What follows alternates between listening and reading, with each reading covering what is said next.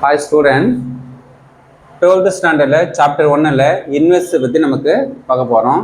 இப்போ last class adjoint of ஏ எப்படி form பண்ணுறது நம்ம செகண்ட் வீடியோவில் பார்த்துப்போம் நமக்கு. ஓகேவா?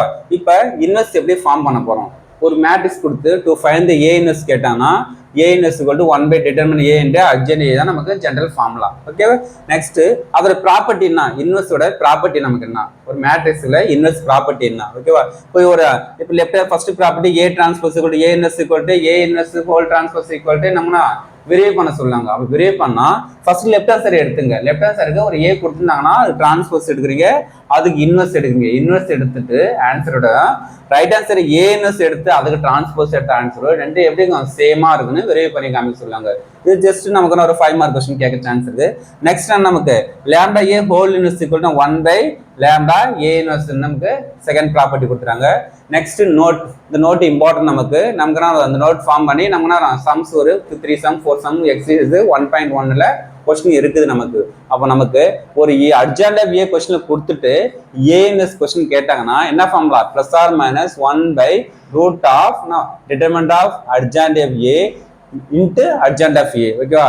இதுதான் ஏஎன்எஸோட general formula.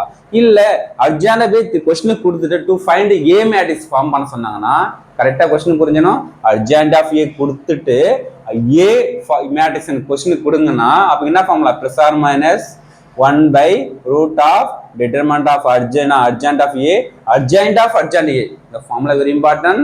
A in this case of first formula.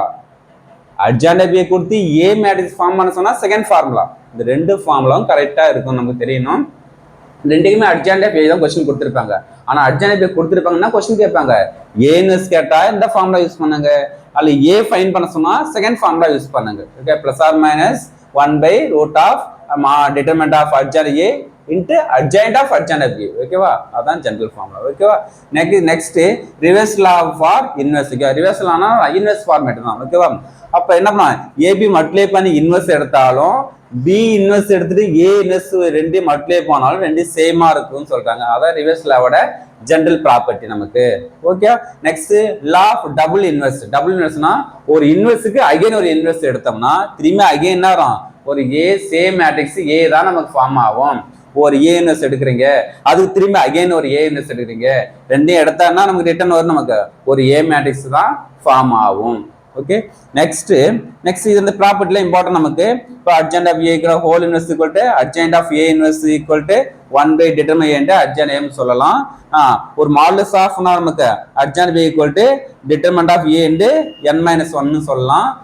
Adjoint of adjoint A equal to determinant of A n-2 into ஏவும் சொல்லலாம். இல்ல ப்ராப்பர்ட்டி மேக்ஸிமம் இந்த 2 ப்ராப்பர்ட்டியை நமக்கு என்ன வரும், எக்ஸாமுக்கு என்ன வரும், ஃபார்முலா யூஸ் பண்ண போறோம், மேட்ரிக்ஸ்ல யூஸ் பண்ணணும். இந்த ரெண்டு ஃபார்முலா மைண்ட்ல கரெக்டா இருக்கட்டும்.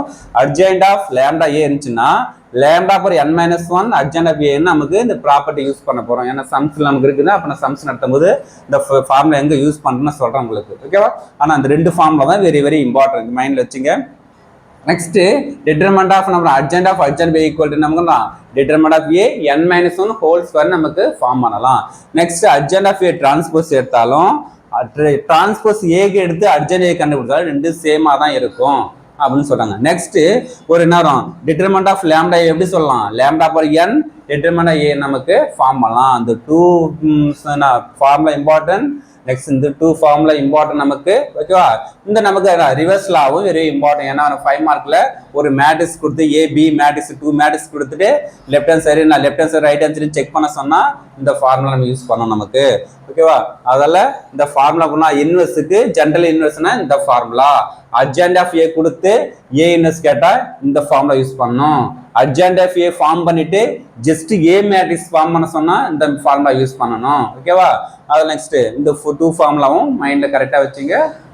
இதை ஃபார்ம் பண்ணி நெக்ஸ்ட் கிளாஸ் சம்ஸ் நம்ம ஒர்க் அவுட் பண்ணலாம். ஓகே.